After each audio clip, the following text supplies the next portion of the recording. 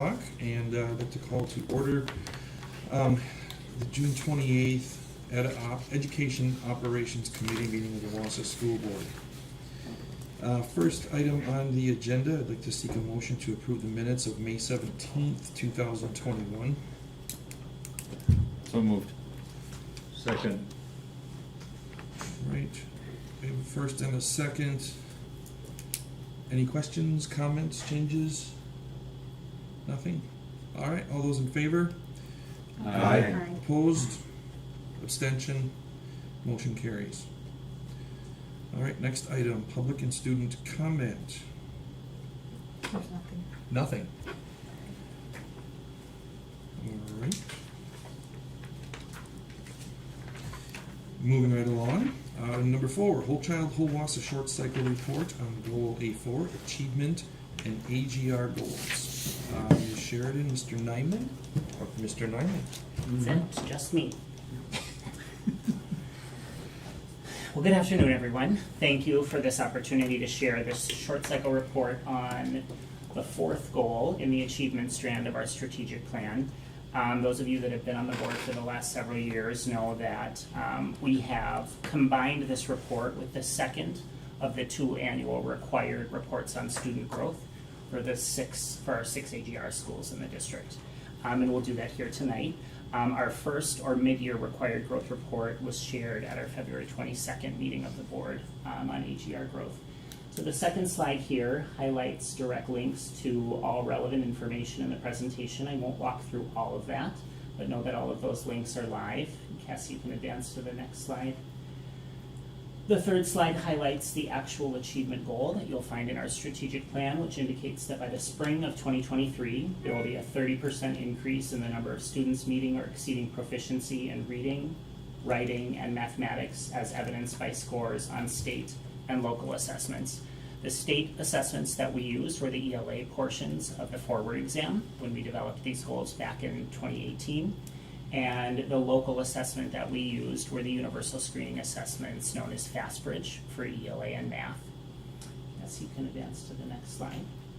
The 4th slide here highlights the relevant information that we implement here as part of AGR. We continue to maintain 18:1 or 30:2 classroom ratios and provide professional learning specifically focused on improving small group instruction for students and differentiating. We also provide instructional coaching through our specialists for both literacy and math.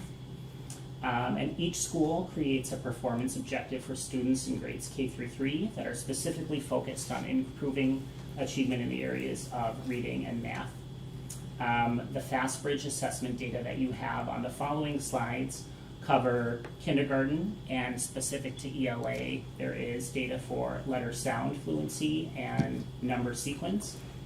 For math, and in 1st grade for ELA it is nonsense word fluency and decomposing numbers for math. All data in grades 2 through 5 are based on growth, and those are based on both A reading and A math assessments that we administer to all 2nd through 9th grade students in the district. As you can see in the crowd, our elementary principals are enjoying their first weeks of summer vacation, but I am happy to entertain any questions that you may have at this point on any of the slides that follow. Chris, when will, I think they took the kids took forward exams in March or so of this year? Yes. Do we know when those results will be available? They're typically available earlier in the year, so usually in August there's a preliminary release. Oh, not until Yeah. then, okay. Mm-hmm. Yeah. And that's typically released in the form of individual student reports that are shared with principals and the person who will sit in Andrea's chair. And then the growth reports usually, or the group reports are usually available to the district and to individual buildings in October. It's kind of nice to be able to get back and Yeah. talk about Right. such things as differentiation of instruction. You know, to hear those words again, it's like maybe we are getting back to a little bit of the normal that we all would like to enjoy. So, It feels thank you. Okay. I guess I have one question, like as I was looking at Sure. some of these slides, just let's say for example, it would be the very next one, I guess that's slide 5. Is that Lincoln? Yeah. Yes. Okay, so when you look at, those changes in, highest risk, did you find, because I'm assuming the number of students that were in person changed from winter to spring Likely. a little bit? Mhm.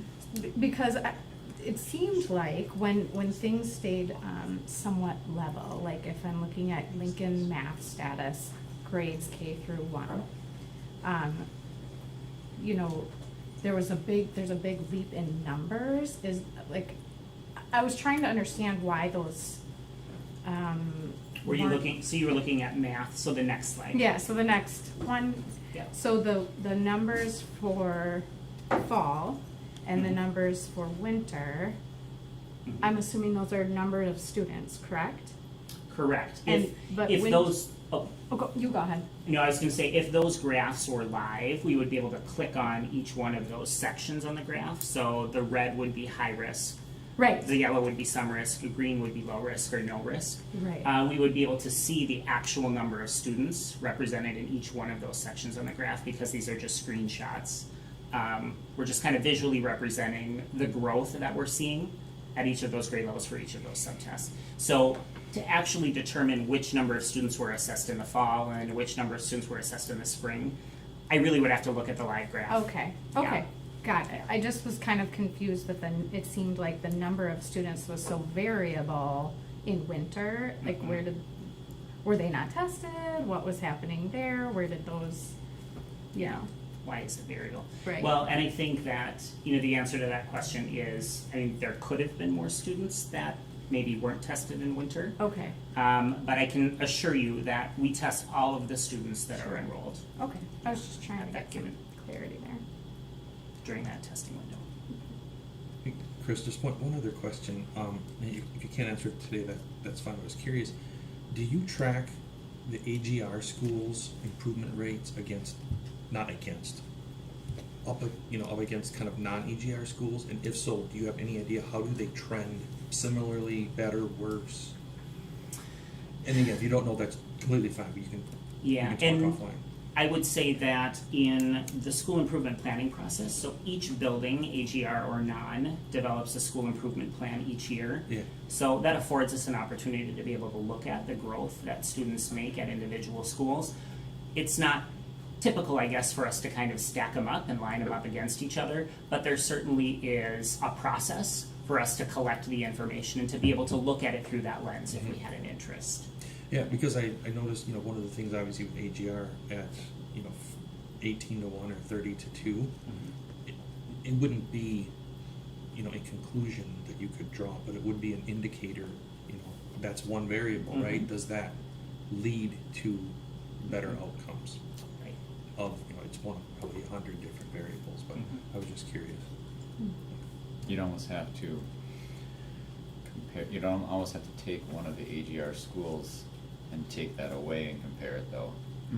Right. Because Yeah, the I know. smaller class sizes are specifically because the research shows that helps children with poverty.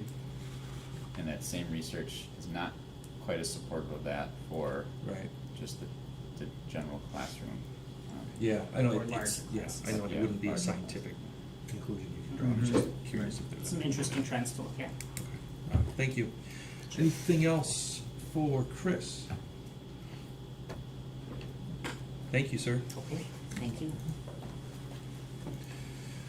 Okay, next up on the agenda, Wendy Carthage and Angie Lloyd will present the short cycle report on wellness. My apologies. Good evening. We can begin our report. So we are reporting on the short cycle wellness, goal 1. So, there it is in 2 spots. Sure. So the SMART goal was by the end of the 2020 school year, increase student engagement through an expanded and strategic use of a developmentally appropriate continuum of services as evidenced by a 3% decrease per year of in and out of school suspensions. So one of the things we noticed when we looked at the data for this year and last is that it didn't tell us a whole lot, just based on the 2 years. So we weren't able to get a lot of useful information from that, so we aren't including it, but we do have information if you would like, just on how things look, but looking to move forward and continue on with that same. If I could, Wendy, just so Sure. folks know, obviously, when students weren't in school, we didn't have as many behavior issues, so the data really aren't comparable. So just so everybody's clear on why that would be. Sorry, thank you. All right, so we're gonna talk about some of the great things that we're doing. You already know that we're bringing in Leader in Me. We finally get to fully do it. So we're training staff in August. We have August 30th and 31st. And I'm training bus drivers shortly after that. At that point, we will have every person in the district trained. And then you guys are up next at some point to get you guys all up to speed. So we're very excited about that. That is our universal SEL, or social emotional learning program. We are concluding the bridge room coordinator interviews. Just this morning, I met with the principals to determine where those coordinators will go. So those bridge coordinators are also going to be trained heavily. So those are the people that we're going to put in place to have a spot for students to go when they are dysregulated, unregulated, just need a space to go if they're having a little bit of anxiety or need some place to have a quiet spot. We know that those programs are going to grow as we kind of go along, because we've never had that in our district, and there's not really much comparable out there right now. So we've been very open with those bridge coordinators that this program will grow along the way.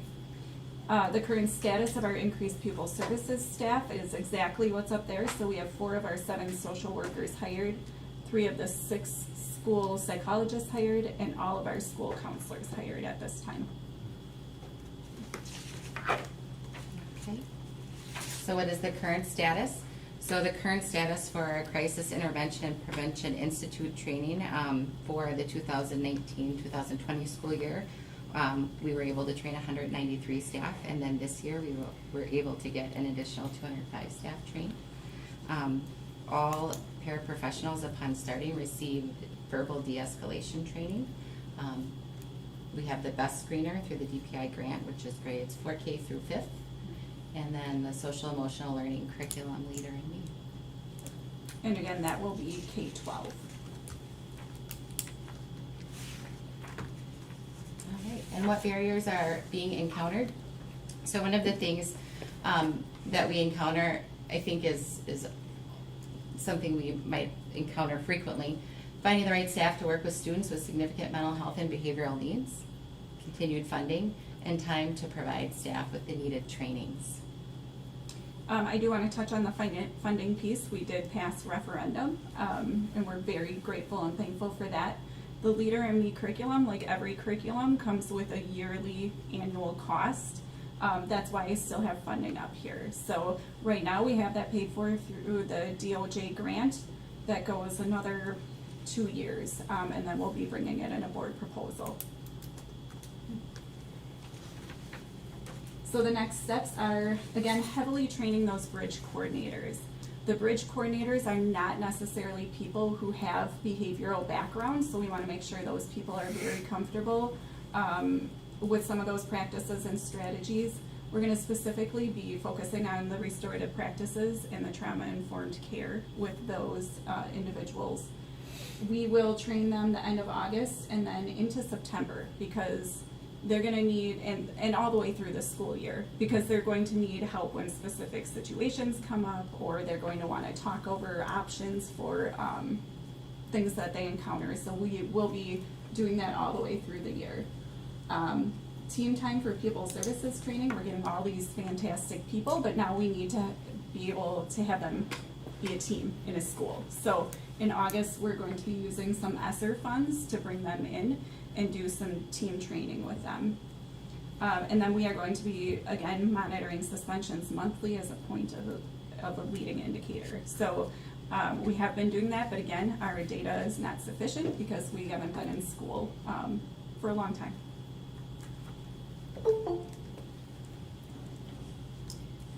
Are there any questions that we can answer for anybody? I have not a question, but a comment, similar to the first time that this was presented, in that the goal is described as reducing suspensions, but that's because that's the measurement. Really, the goal is to reduce the behaviors that lead to the suspensions. And so Correct. I hope that, and I encourage you to continue to make it very clear at the building level that, you know, I don't know how to say it. I wouldn't want anyone to think that, well, we shouldn't do a suspension because that's going to make our numbers look like we're failing. If the behavior calls for suspension, it's a suspension. And so Yeah.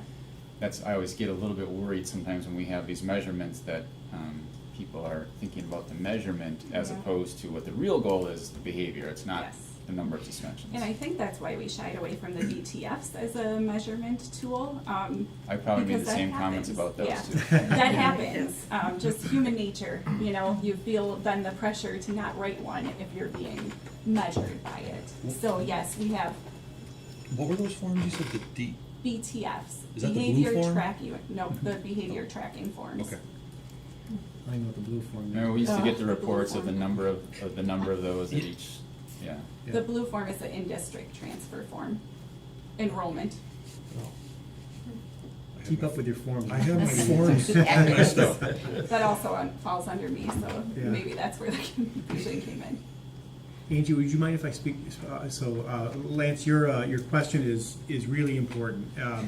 And Angie and I have been talking about these bridge rooms, and the bridge room coordinators offer a really strong opportunity to look qualitatively at behavior, right? So we've been talking about how can we move from, these really kind of high-level measures, which have some validity, to more of a growth measure. In other words, so if a child has some delayed skills, right, or whatever the issue is we're trying to work with, is there a way for these bridge room coordinators to help us kind of measure that and quantify it in some way, so that we can not just look at the outcome, but the actual skill development, or the SEL component of the child, and somehow relay that to staff, to the board, to the community, to families.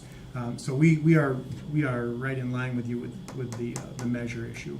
So I really appreciate that. I had a similar concern. If you hadn't raised the question, I would have.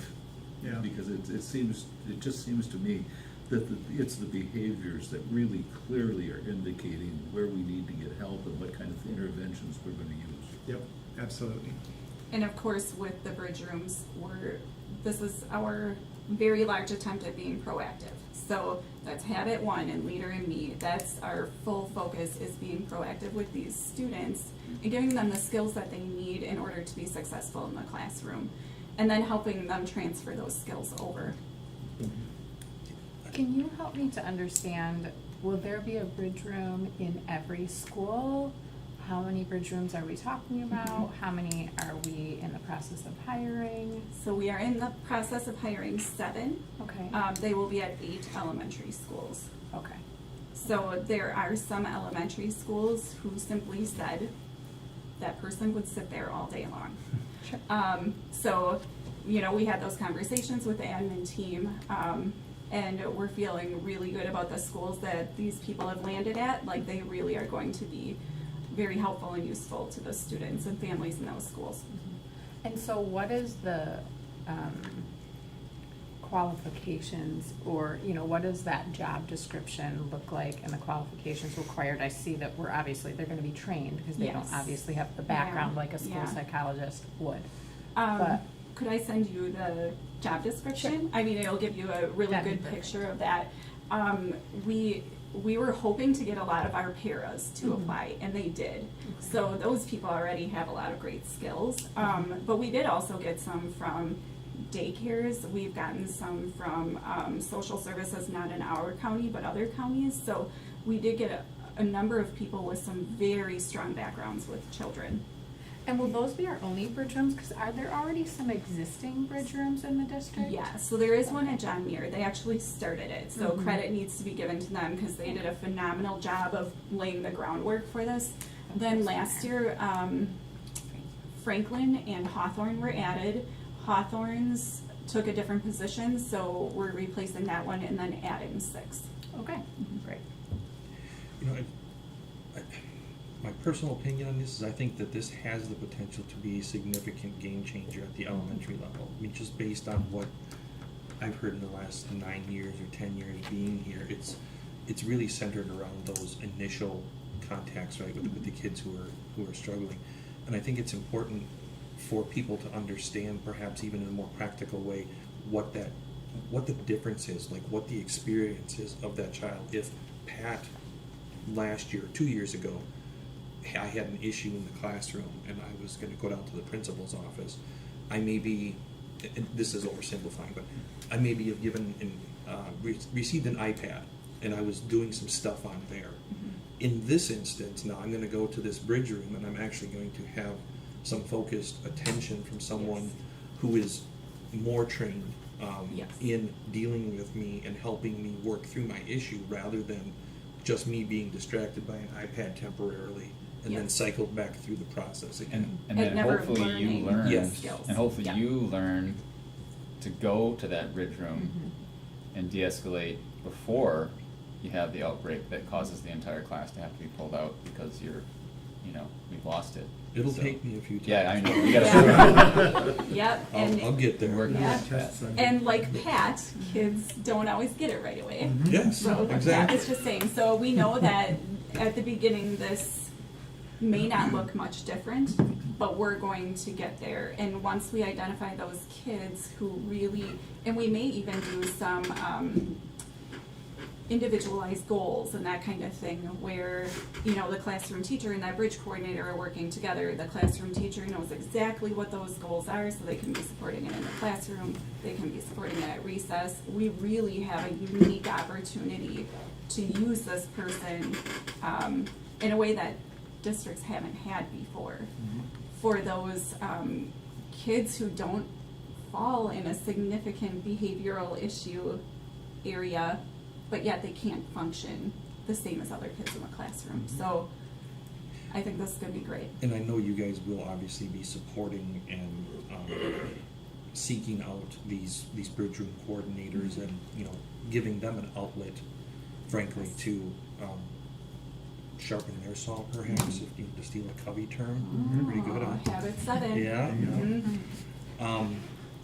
I didn't know which one it was, but thank you. Because I can see that being a high burnout role if that's what they're dealing Yeah. with all the time, and unless they're provided that opportunity and frankly, the recognition, the reward, that they deserve, I think it's going to be important for everybody, including the board, to recognize those roles as we see them unfold. Yeah, In the coming weeks and months in the new school year. I would agree with that, and we will make sure to bring that information to you guys. So other schools that have implemented this have used this different terminology, so I'm kind of catching up on it. Behavioral specialist is what I've been using in the past, sending to a room, things of that fashion. The students going here are not going to be just students that may be IEP students that are identified EBD, but it's going to be also students that have not been identified but need to have a room in order to de-escalate, correct? Yes. Yeah, that's really the population that we're thinking they're going to use that room quite a bit. Mhm. Yeah. But it's also the kids who get anxious when they have to work in a group, or get anxious when their neighbor's on their iPad and it's too loud and they just need a quiet area to go to. So it's really going to serve the needs of a lot of kids. Well, I'm glad we're not specifically identifying EBD students having to go to this room and that. This is something that is going to benefit the whole school, the Yes. district. It's going to benefit students that have not been identified Yeah. and help them. And frankly, EBD students have a place to go. They have a special ed classroom for that need. However, they might also sometimes get a little anxious and need to go to the bridge room. That bridge room is not meant to house kids in severe crisis. That's not the intent of it. I think that would actually push us backwards. The intent of that room is to gain skills that you can then transfer into the classroom. If a child's in crisis, they can't utilize that room that way.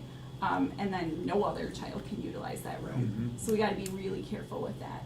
So the specialist that's going to be identified in that room specifically is going to be trained on how to identify a student that continually uses the room to get out of situations. Yes. Other than, we know where we're going with that. Yes. Yeah, okay.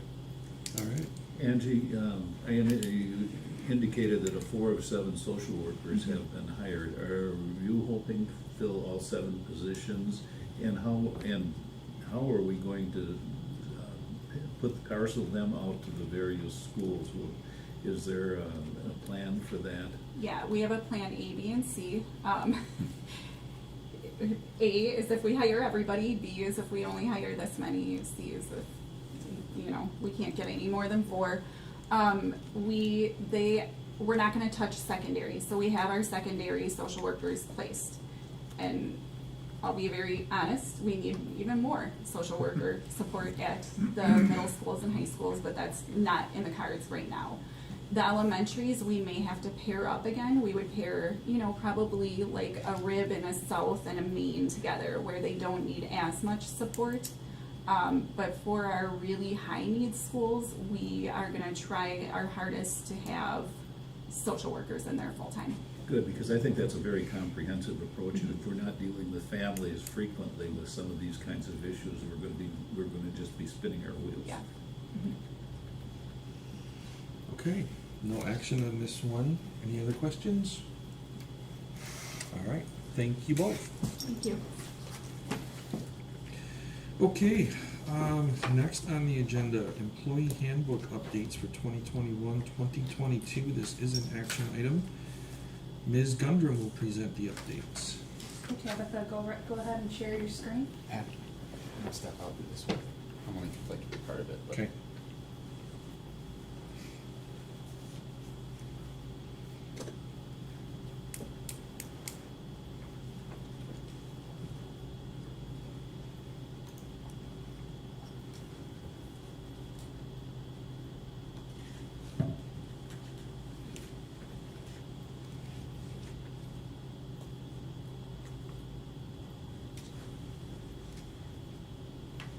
Whenever you're ready, Tabitha.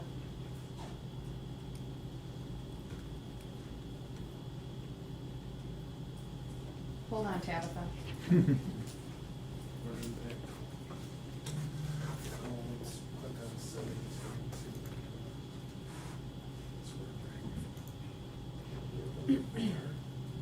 course.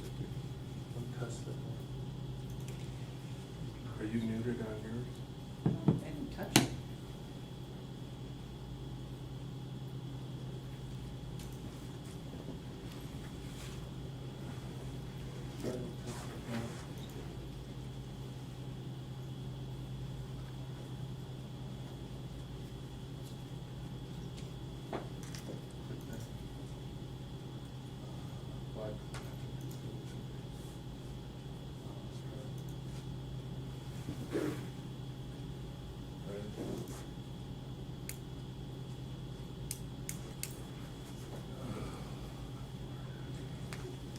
Let's do this. Click here and just change it back to the speakers. Hey, John, why don't you guys continue with that one?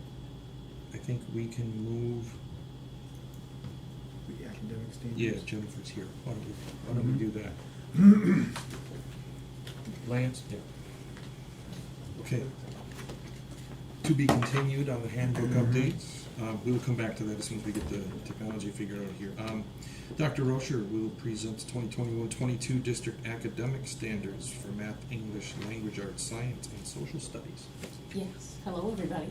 Again, for those of you who have served on the board for more than just a short time, you know that every year, leading into July, we take the time to ask you to just approve the Wisconsin academic standards. Again, it does cover all the subject areas that Pat mentioned, as well as some of the other elective areas, career and technical education, world languages, music, art, all of those are encompassed in the Wisconsin academic standards.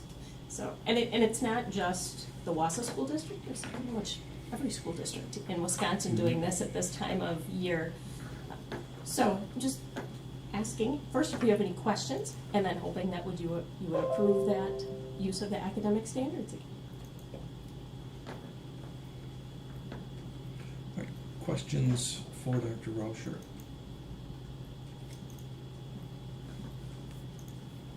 I always wondered, do we even have a choice?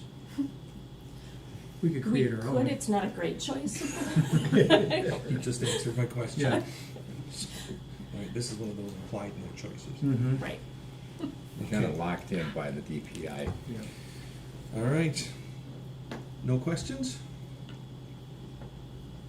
All right. With that, I will seek a motion to recommend to the full board the approval of the annual academic standards as presented. So moved. Second. All right, Jean and Jim. All right, all those in favor? Aye. Opposed? Abstention? Motion carries. Thank you, Jim. Thanks, everyone. Sorry I couldn't take up a little bit more time this evening. That's all right. As luck would have it, we have more. Yep. We need to go to the next one. All right, we will move on. School perceptions survey results, Dr. Hiltz. I will need the screen Yep. to share some data. I wonder if they're not ready, if we go to the school board. No, you No, go ahead and do yours. Take this over and let me work with them. Okay. All right. Which PowerPoint do you want first? The summary. There's three, it's just the.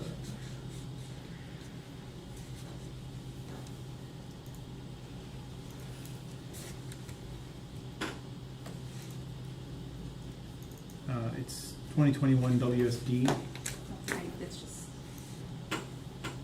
There you go.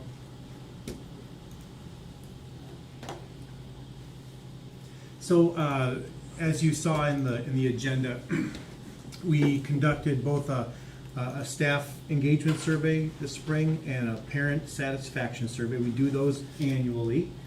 And so I uploaded the two survey, the data reports.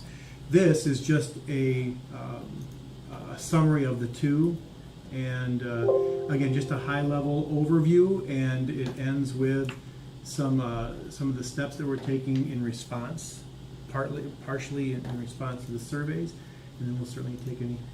What is it doing? it's going automatically. Oh, all right. Well, I So can you speak need- quickly. Yeah. Okay, here's the staff engagement survey. The note at the bottom is important. As we know, we had a challenging year, and the survey results really reflect that. So if you go to if it'll let you go to the next one.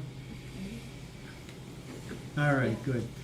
So one important piece in the staff survey, we asked their opinion on if we want to provide, and obviously we do, the highest quality education, what recommendations do staff make to us? And you can see the ones listed here.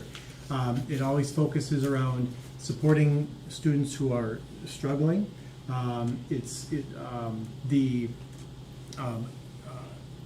Preparing students for life after high school, the additional counseling and school psychologists. These have been a trend for the last few years, and this was part of what informed the creation of question 1 for the survey, or for the referendum, the full pupil service teams.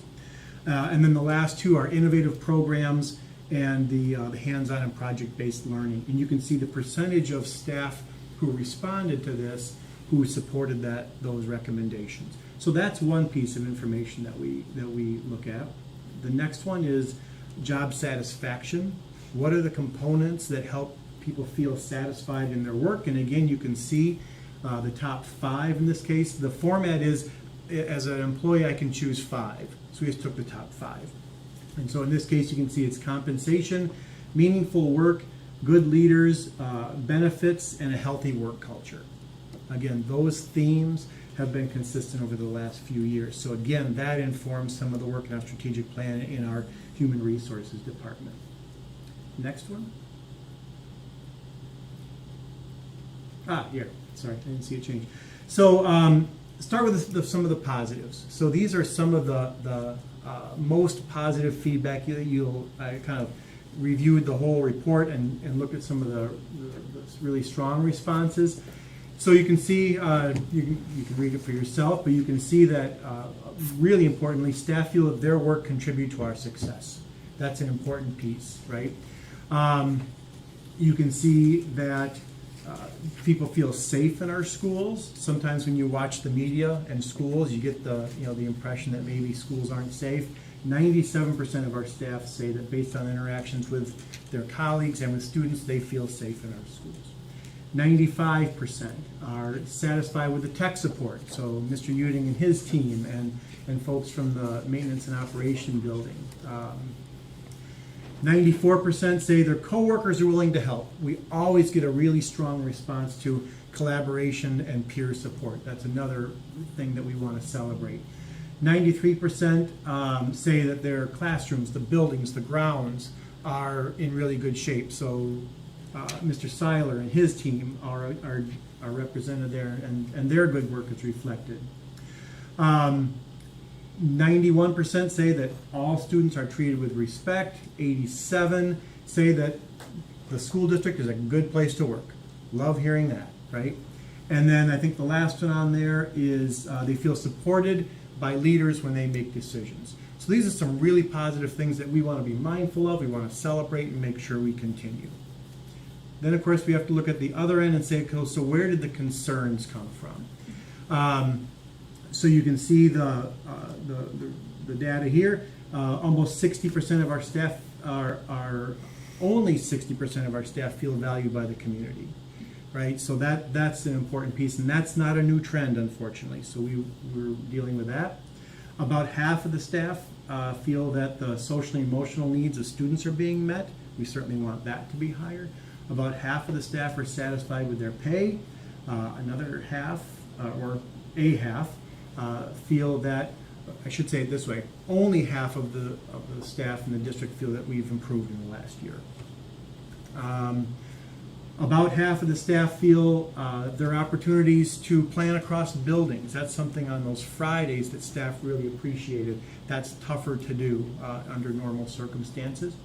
And then 44% of the staff felt that the school board, only 44% felt there was a positive image. And so, those were some of the lowest rated concerns, and so we take that into consideration too. Next one. This now, the index scores. These are a compilation of multiple survey questions that come together in areas that are reflective of staff engagement. So these are the highest rated areas. And in this case, I wanted us to look at the difference between last year to this year, again, to kind of quantify the impact that this year has had. So you can see in last year, the highest rated index was trust in school and department leaders, right? So my immediate supervisor, how do I trust them?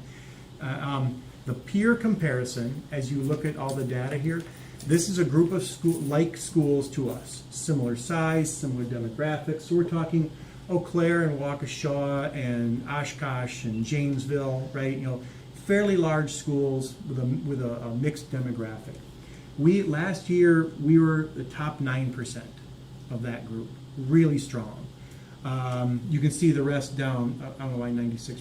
I got it out of order. Anyway, 90. We were in the top 4% for collaboration, top 7% for workload, top 7% for communications, and top 8% for health and wellness of staff.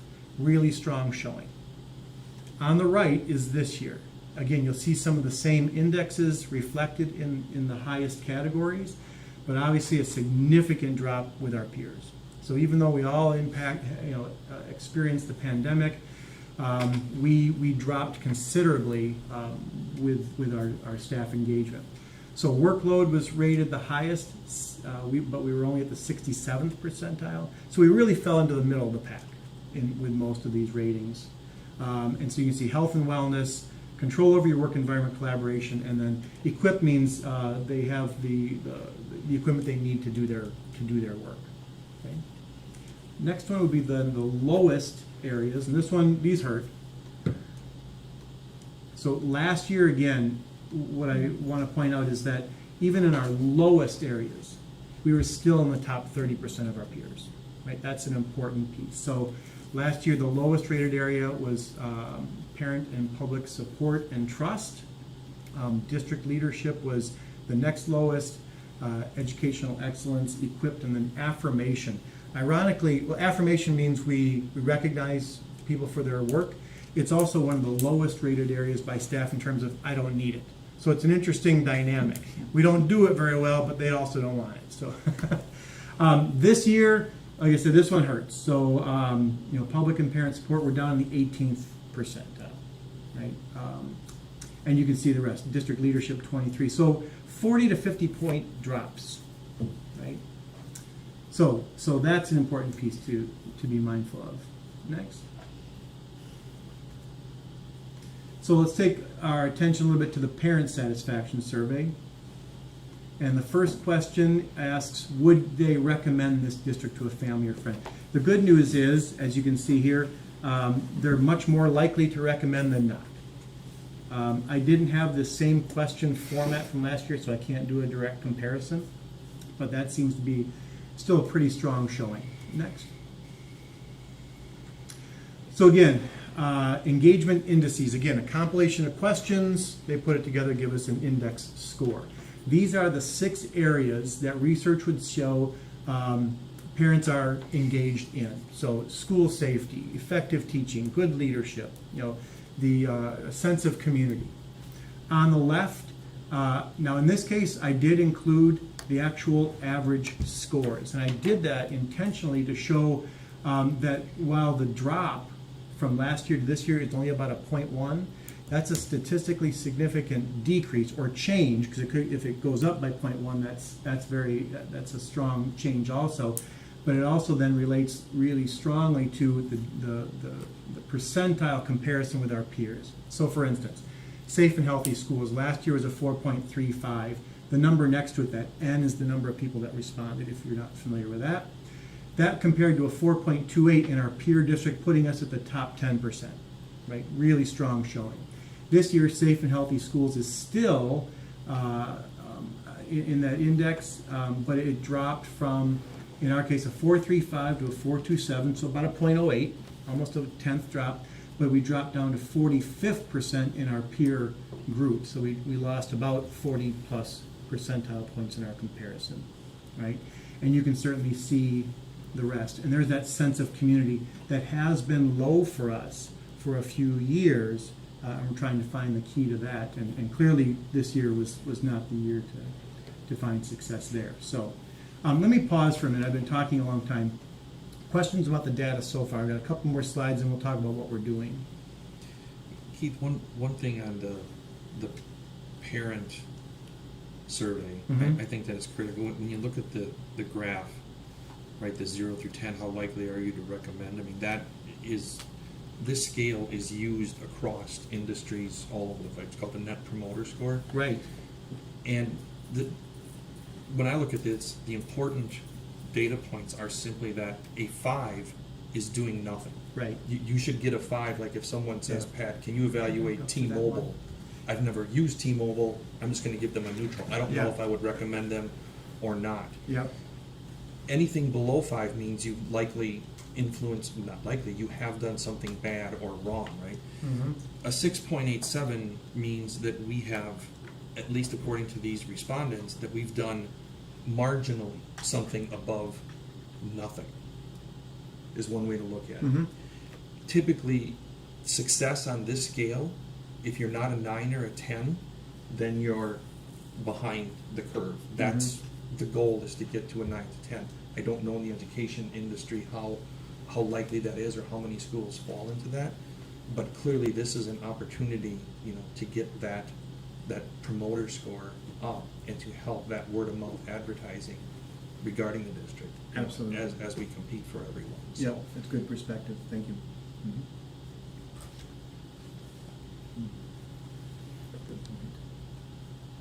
Okay. All right. We'll keep moving on.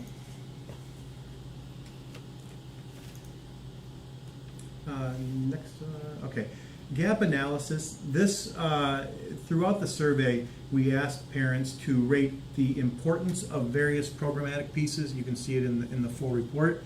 And then we also asked them to rank our performance. So in the end, we get what's a gap analysis. It's a simple difference between the importance and the performance. These are the widest gaps, representing those things that parents think are very important and things that they want us to improve on. So you can see what they are. Again, they focus, again, in similar areas to our staff. They want us to better support students who are struggling, and they want to make sure they're ready for life after high school. Right? That's the theme that we've kind of picked up in these responses here. Whether you're talking about critical thinking, personal finance, those are all, well, certainly they're valuable in school, but certainly valuable outside of school as well. Next. So then, just a couple of slides around what those things that we're doing that are partly informed by surveys and partly related to our strategic plan, right? So the top one, as I mentioned, there is a mutual interest between staff and parents in that preparing students for life after high school.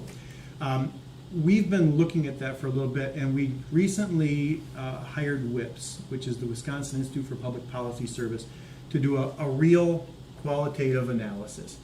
Interviews with employers, interviews with parents, interviews with students, to understand when you say you want us to do better here, what is it you're looking for?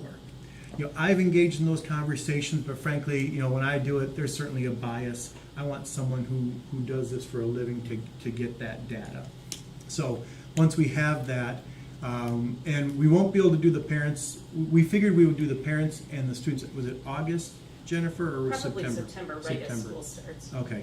We were going to try and get it in this spring, and it wouldn't fit. So unfortunately, we'll have to wait a few months for that work. They're doing employers this summer, though. Right, so we'll get that. Trust is about communication, and one of the things that we are moving along with is more distributed leadership. We had a very concrete conversation with the full administrative team in June about we really want, within the buildings, we all have the same overall goals, right? We have a strategic plan. We need to close achievement gaps. We need to improve the culture. We have these goals. Up until we've been pushing more and more, let's try a few different things. Let's see what has a positive impact and then replicate that. We made a really overt push this spring with our administrators to say, take control, right? We talk about freedom within fences. You can't break the law, you can't violate school board policy, all these fences, but within that circle, within that corral, what can you do? Work with your staff, find some creative solutions.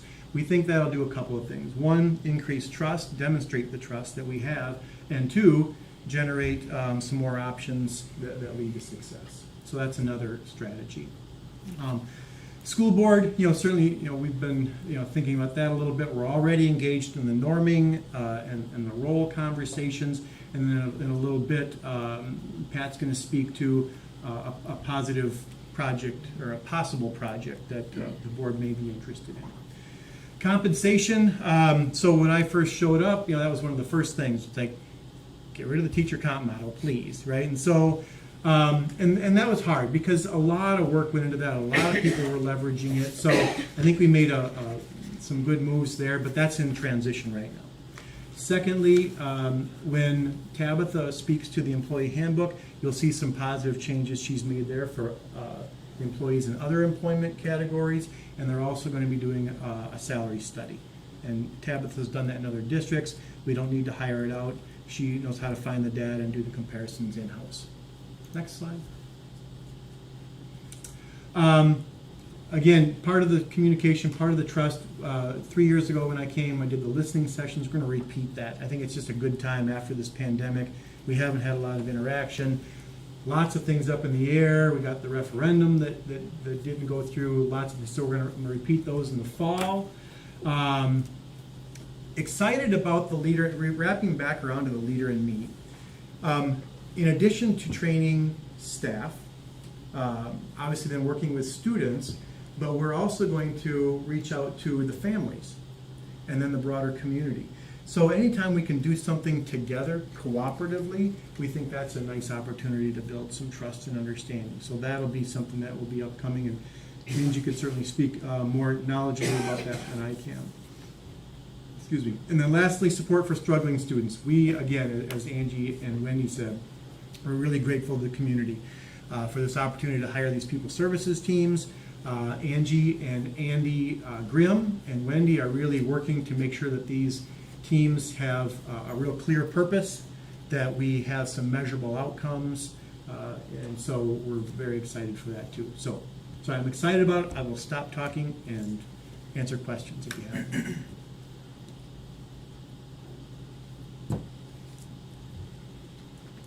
A lot of good information in the surveys. You let me off easy, thank you. No questions? I'm just really excited about the shared or distributed leadership emphasis and change that's happening at each of the schools. I think that just so empowers the educators and all of the staff to be able to do what they do best. Yeah. And that's where people thrive and job satisfaction increases. And so I'm just really, really excited to see that happen Yeah. in the schools. So Yeah, thank you for and that. You're very welcome. And now that you said that, now I have to keep talking. So, I mean, one of the earlier presentations, I think it was the Mr. Nyman's presentation on AGR, and Pat, your question about how do different schools compare, a really vital piece to shared leadership is also the shared accountability. So we can't be afraid to come to a meeting with our colleagues, share. This sounds familiar. To share our results, good and bad, right? And say, this is working, this isn't working. If it's not working, why not? What are you doing that is working? What can we learn together? So that shared learning also is a critical piece to the shared leadership. So, all right, I'll stop now. So the focus in that presentation was on the AGR schools, but I assume there will still be focus on other schools that have achievement gap areas. You know, we've seen some emails about enlarged class sizes in certain schools that weren't on that list. You know, so will there be some additional focus and attention to interventionist-like strategies for maybe some of those larger class sizes or schools that, you know, may require some of that Always, intervention? Yeah, every school has an improvement plan, and it's data informed, and those, especially now moving forward, we'll make sure we share the strategies, share the results, and yeah, absolutely. If we see negative trends, we'll certainly we'll apply some resources to that. And the difference is the AGR ones literally have to, as part of the AGR, they have to present to us. Yeah. Yes. Yeah, we're required. Yeah. And I'll tell you, Angie and Wendy spoke about just kind of invalid data. We've got it all over from this past year. It's really hard to compare, and so the whole Wausau strategic plan really began in earnest a year ago in the fall. We were just kind of ramping things up, and then boom, March 13th hit, and everything just kind of stopped. So we did continue to emphasize that academic achievement goal. We still want to make gains, and the principals and the staff really did their level best to make that happen. You saw some of the results in the data. So Okay. yeah, thank you. All right, anything else? All right, thank you. Thanks. Okay, Let's try Tabitha one more time. Tabitha, back to you. Employee handbook and So if that does not work. don't go anywhere yet, Lawrence.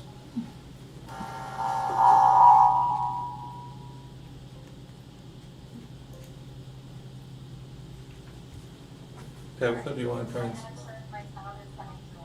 Yep. A little bit. A little bit. All right, let's give this a try.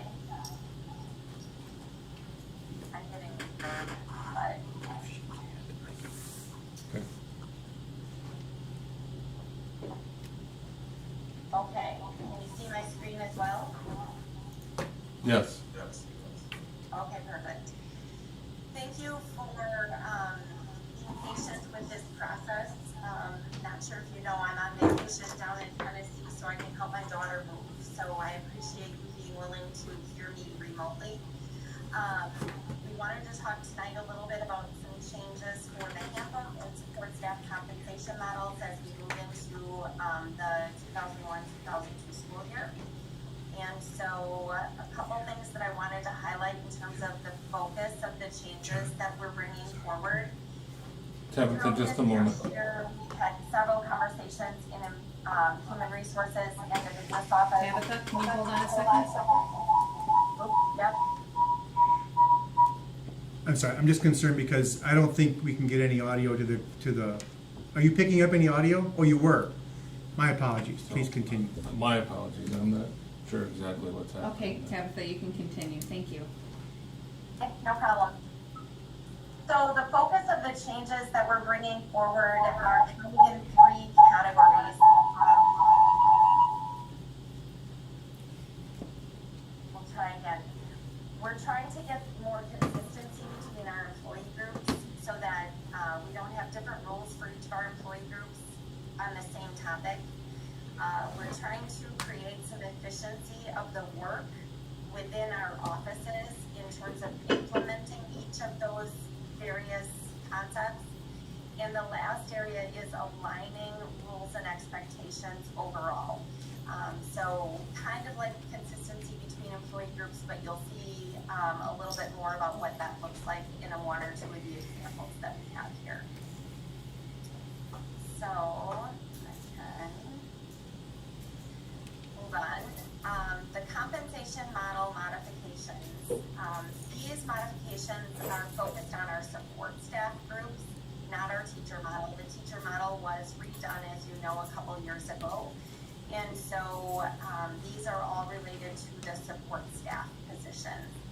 And so as we look forward, we are looking at it. Right now we have two-step model for some of our positions, but a number of our support staff positions essentially have a hiring step that we hire people in at, and the next year those are increased, and if we hire anybody new in, they come in at that same amount that all of our veteran staff are at because of that one-step placement model.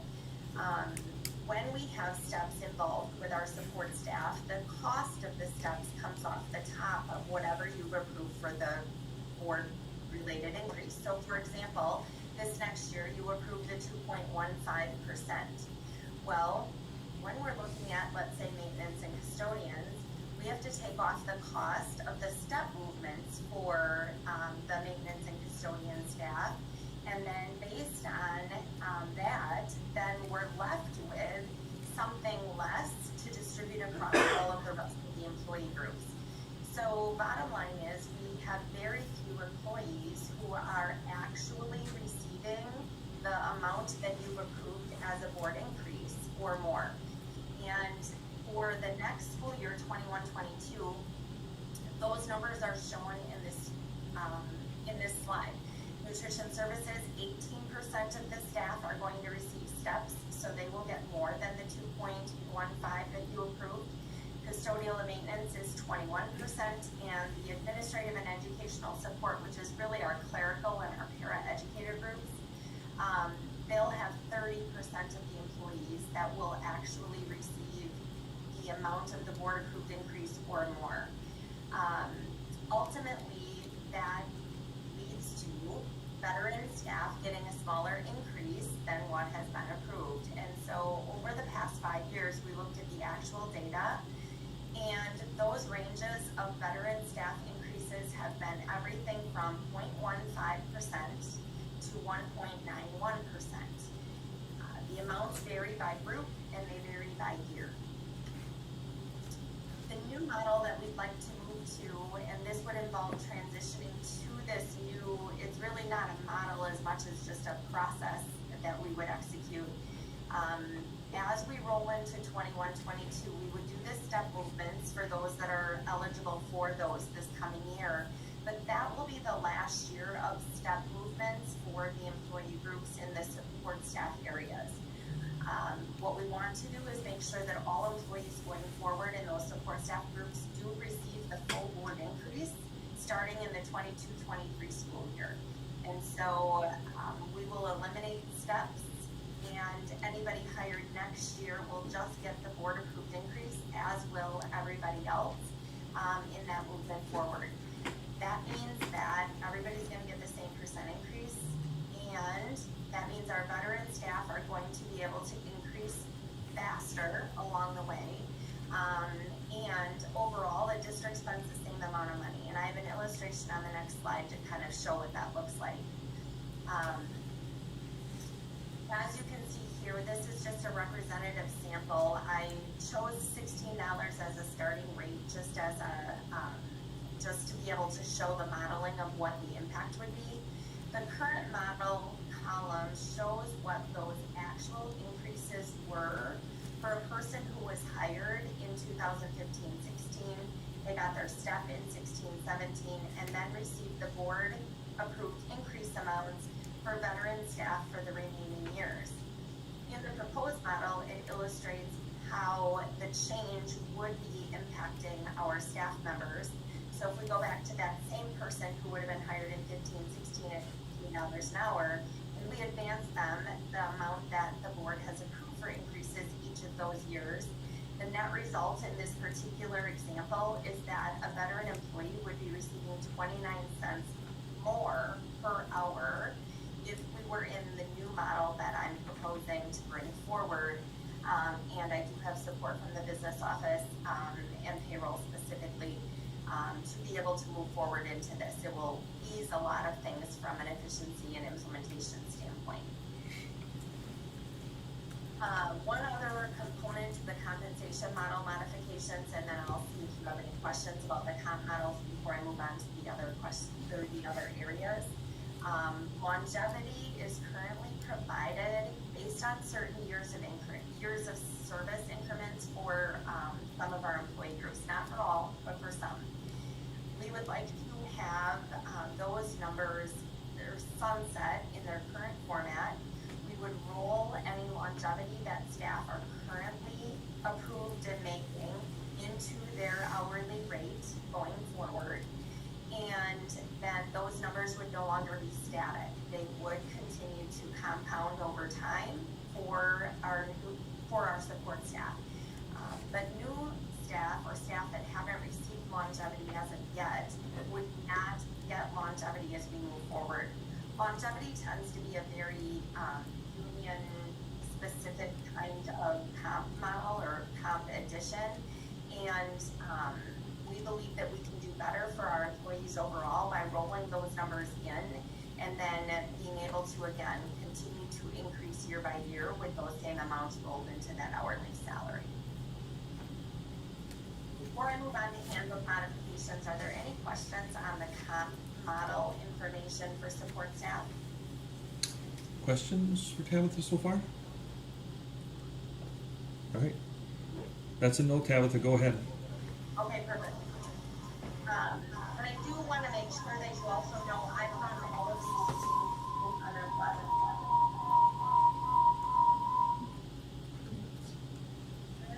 Okay.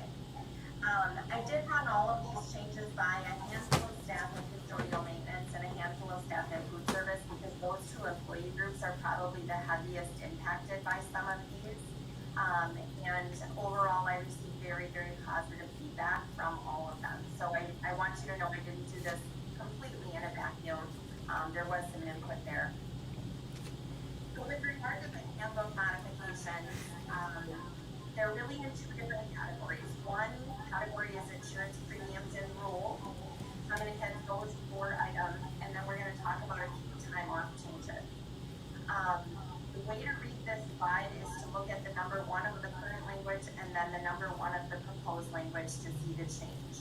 So just to hit a high-level summary, start date, teachers currently start on their first day of employment. So this coming year, they would typically have started on their insurance on August 22nd. It isn't the first of the month, it isn't aligned to really anything, but all of our other employee groups start on the first of the month following their start date. For lots of reasons, for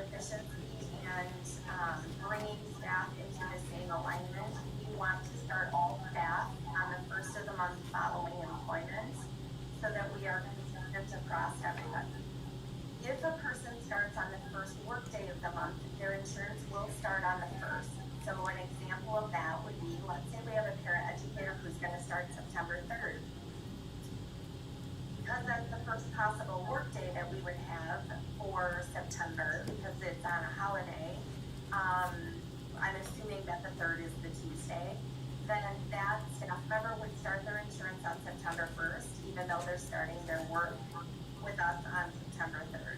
So hopefully that makes some sense to everybody. First of the month following employment is a very common benchmark for starting insurances. With regard to deductions, up until this point, health insurance premiums have been taken out. The deduction for the employee cost is taken out of the first payroll check of the month, and then dental premiums are taken out of the second payroll check of the month. We would like, with these changes, to move to taking those premiums out of each check throughout the year. In the couple of months, for a person who has 26 pays, there are 2 months a year you get 3 checks during the month. And the 3rd check will not have insurances taken out of it the way that this is currently set up. The benefit of this is that it'll level out the net take-home pay for employees across the board. The heaviest hit group in this area is food service. Many of our food service employees make up to the lowest hourly rate that we have in the school, in the school system, and they pay a fair amount for their health insurance. So when we take the health insurance premium out, you're left with very little take-home pay, usually on that first month of the month.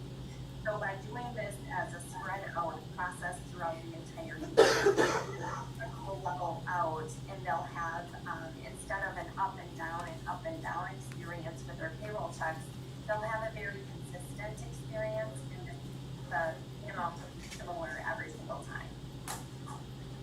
The end date, similar to the start date, is another thing we'd like to create some alignment on. Right now, school year staff that resign or retire as of the end of the school year, if they work until the end of the month, or end of this, like June 4th as an example, we have a couple different scenarios. Some have coverage until June 30th.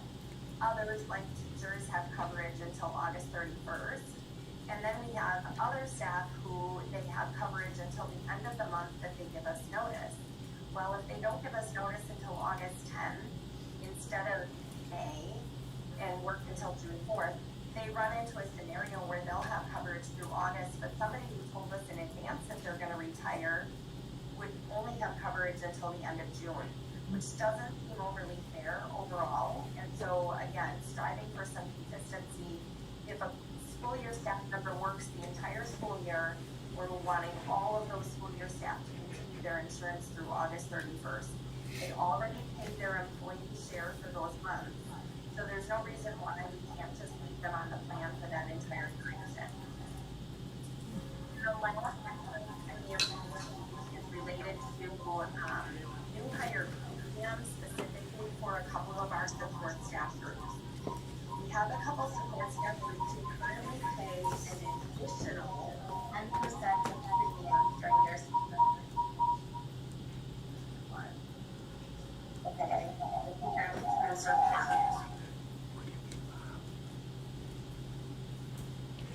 Try it again, Tabitha.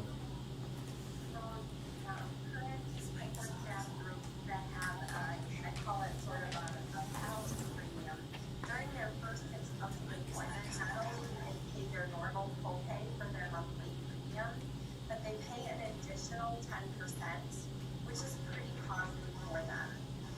But we do not do that for all employee groups, and so we would like to eliminate that, and not have that additional 10% premium charge for those support staff groups. Again, it gets us to alignment. None of us have been able to figure out the value of that additional 10% of those premiums, and it has made a difference in terms of some of our ability to hire. We had a new employee who actually got up and left orientation and resigned because the cost of the insurance with the added 10% was too excessive for her to be able to continue. So a quick run through of the time off modifications, and then we can move back to any questions in any of these areas. Time off, particularly vacation for 12-month staff, is earned 1 year and then used the next.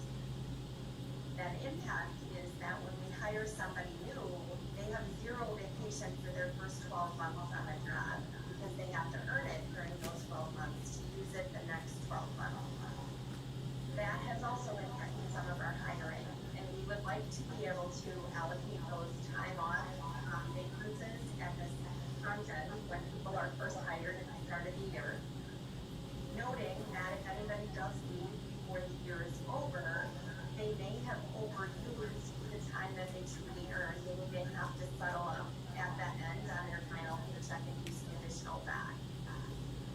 But the bottom line is, staff would have their time off from the beginning, and so we'd like to transition to that as we move forward. Personal leave in the handbook says that it can be used for any reason other than illness and vacation. And in reality, we would like to just have personal leave that they can use for any reason their staff member feels they need it. Ultimately, if a staff member is out of leave and they still have personal leave left, they should be able to use that day. It's time in their bank that they can use for whatever purpose they need it. And then the last area is sick leave allocation. Right now, our sick leave is allocated based on the full year, let's say 10 days.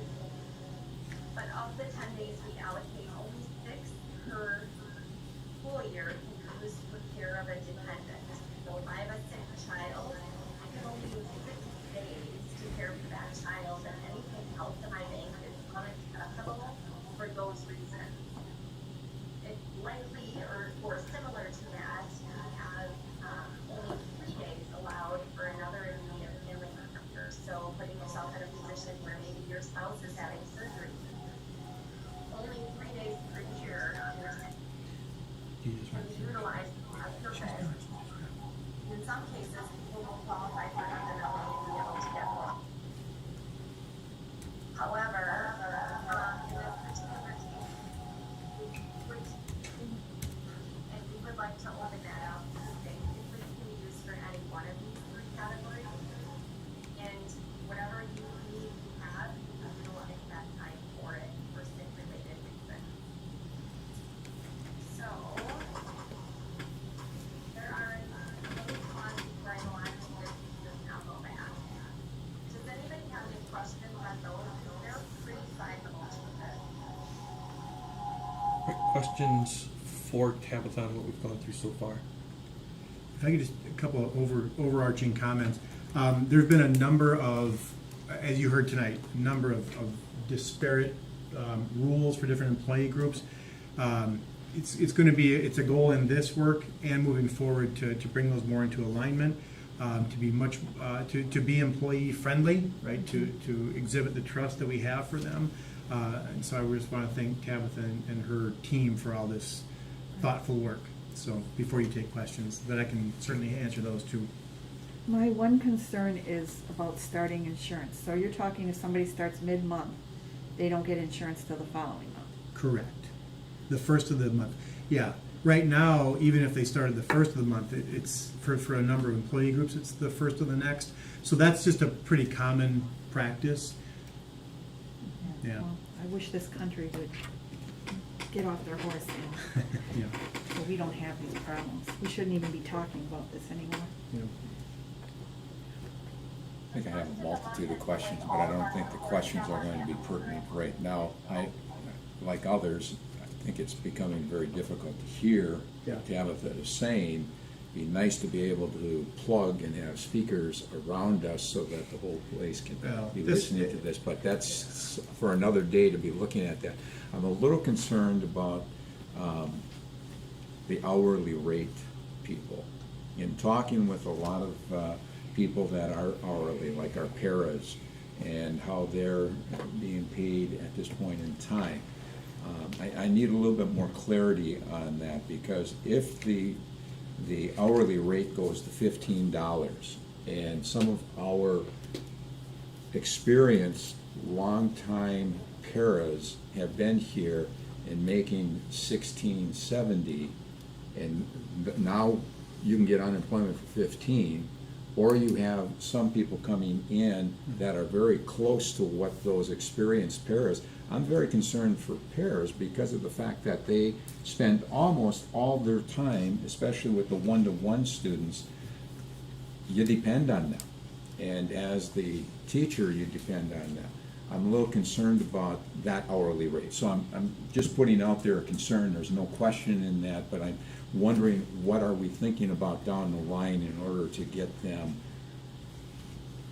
pay for what they've done for the district, say if they've been here 15, 16 years, is there much of a difference between a new person coming on board and those experienced paras? I can't hear a lot of the salaries here, and I'm just concerned about it. And keep in mind that what Tabitha was sharing earlier was an example. We have a number of different pay rates, and what Tabitha and her team will do moving forward is do the salary comparison to make sure we're competitive. Okay. Yeah. And salary compression, as soon as you bring up Yes. a group or a job category, whatever, that is always an issue Yeah. with your tenured staff versus, you know, new kids coming out of college. Teachers, Typically, anybody. it's, Sure. the market drives it, and it's just an unfortunate reality. I don't know that there's any good way through it. We deal with it all day Mhm. as Yeah. well, so. Okay. So as we move forward with this revised process, there's going to be more spread between our veteran staff and our new staff. Right now, there is very little difference between somebody who's been here for 15 years and somebody who's been here for 1 or 2 years. And so with this change, All right. Tabitha? Yeah, sorry, we can't hear you. We're gonna, we're going to end this topic right now, and if there's additional follow-up information that you want to share, please distribute it to the full board, and if needed, we can put this on the next agenda. Yeah, it will be.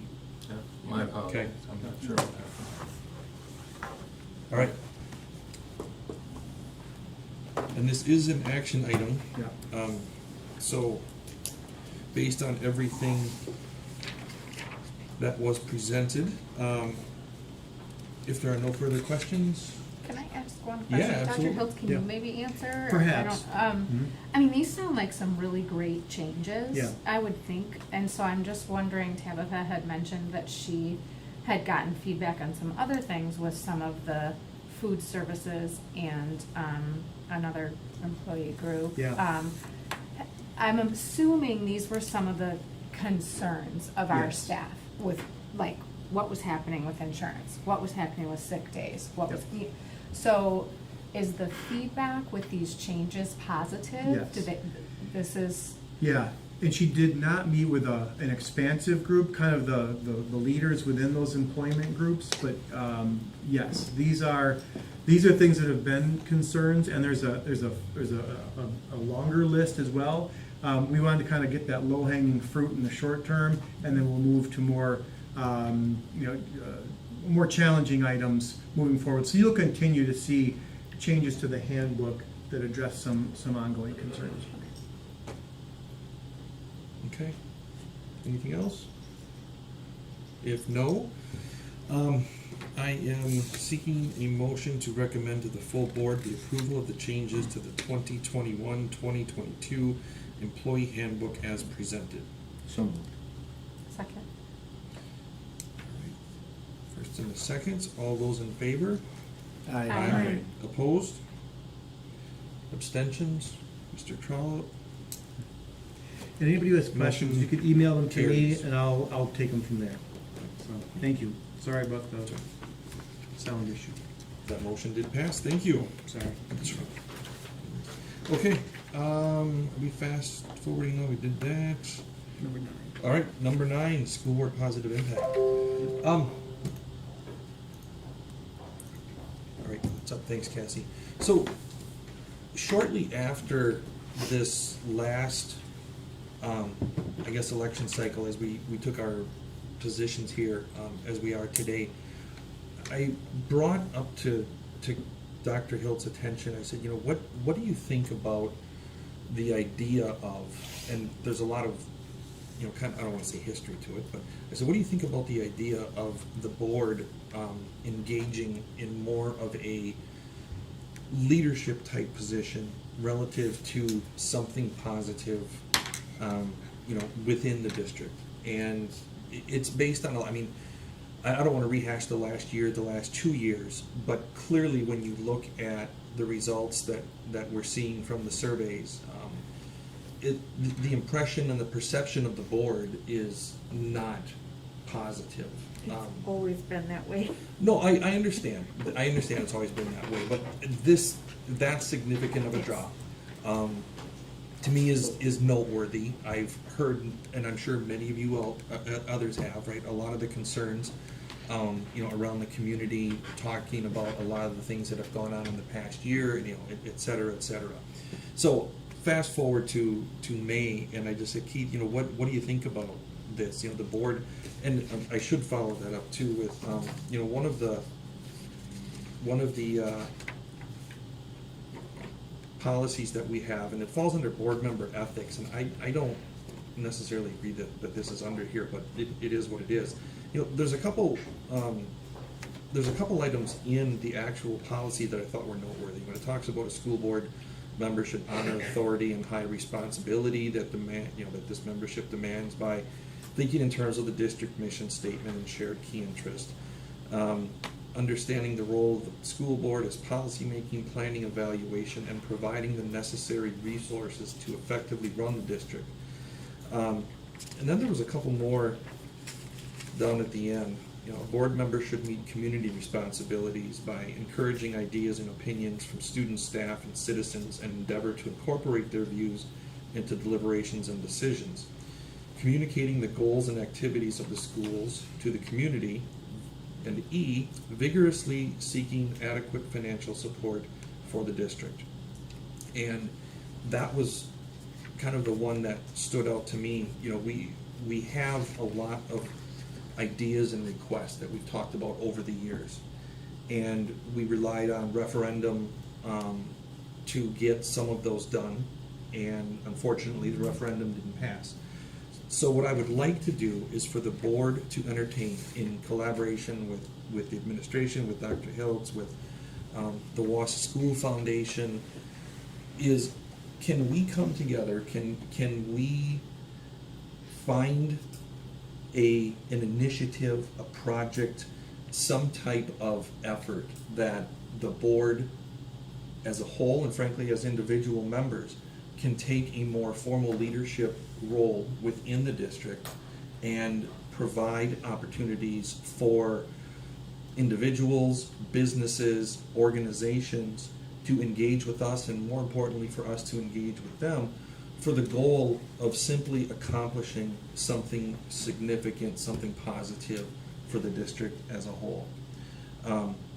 It doesn't have to, and it shouldn't be, right? It's not an individual effort. This would be something that the board would, kind of tackle together. It's if someone chooses not to, rigorously participate, that's okay. I'm not suggesting this is any kind of a mandate, but I just thought that providing an opportunity for us to work towards something significant, to have us, frankly, draft the narrative for once instead of always being on the receiving end of a narrative, and being on the forefront as leaders within the district, because let's not forget, that's what we are.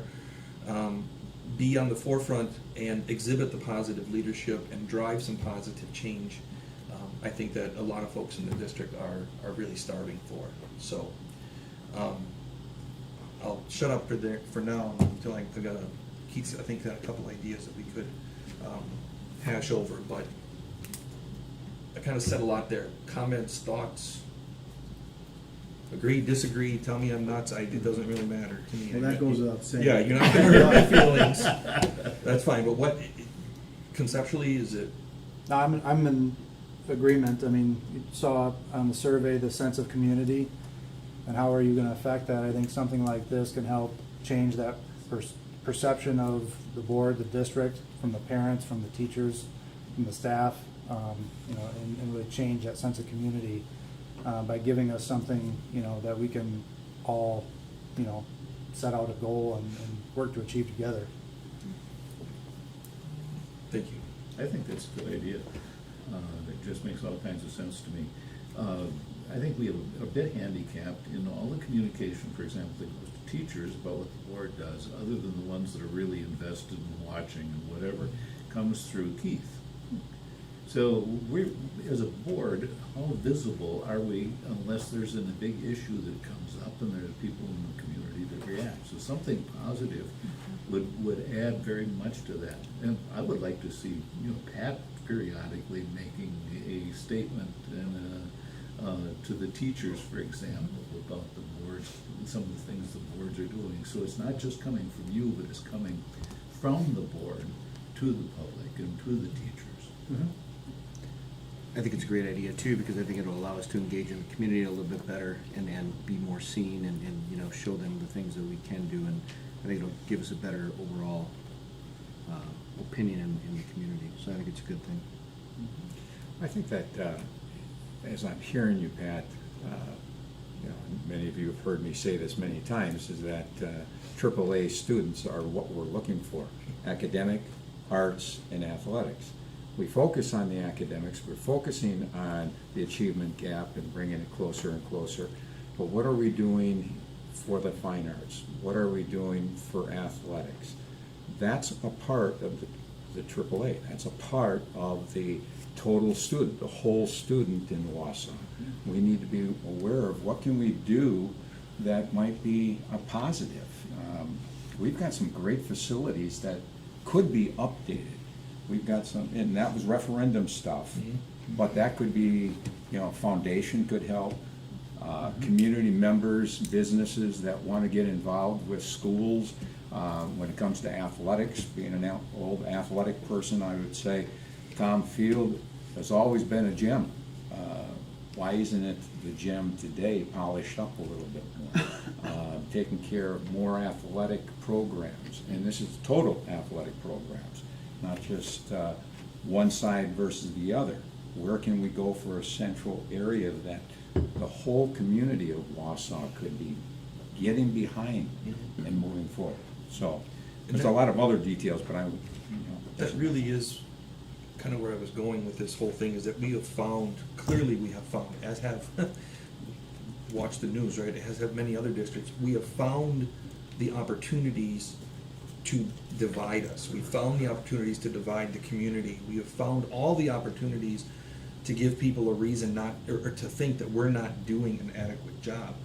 And as I said earlier, let us be leaders. Let us get on the front side of that and find things and find opportunities to bring everybody together. I know that that's a cliche, but without the opportunity to do that, right, we're going to continue to be on the receiving end, and we're going to continue to, I don't know if the scores can drop much more than that, but you know, at least let's give people an opportunity to, you know, to rally around something good, rather than what, you know, is always dividing. So, Keith, I don't know if there's any other comments or thoughts. If you wanted to share a couple things that we had talked about, just in terms of potentials, and these are just pie in the sky snowball things. Sure, yeah.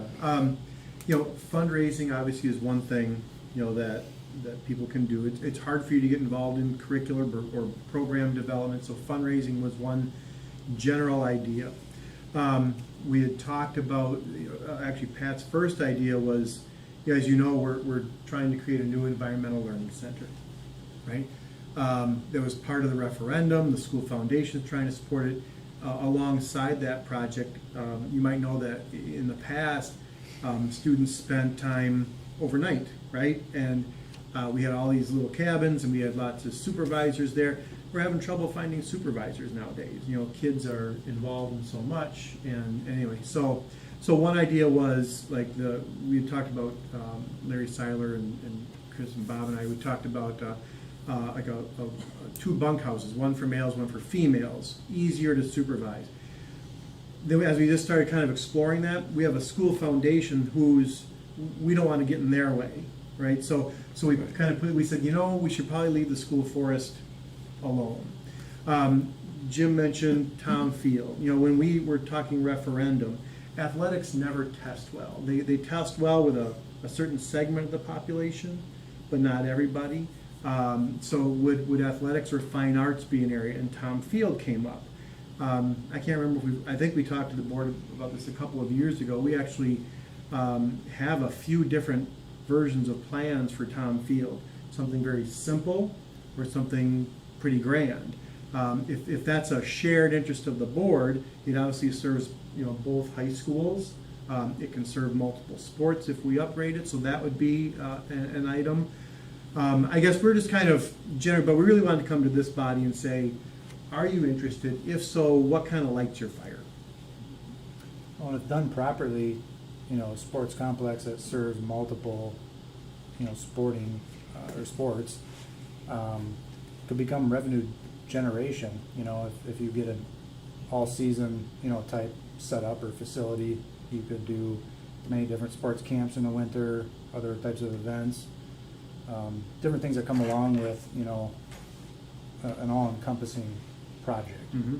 Which can be a community Yeah, it can be, cornerstone. yeah, It doesn't have to not be just just. the district. Right.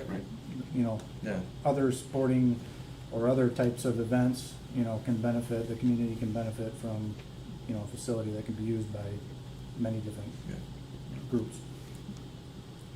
I love the idea of this. I think it's fantastic to kind of have a shared goal that's positive and involves the whole community. That's what I feel like I see in other districts. There have been initiatives like this that have really engaged East Side, West Side. Together, we've got incredible, generous individuals and businesses and gifted people from every segment of our community that I think if we could engage, and even our board has just very different spheres of influence that I think we could really get people on board. I love the idea, so. I think if you say there are other places that have done this, it would be good to have some of those examples.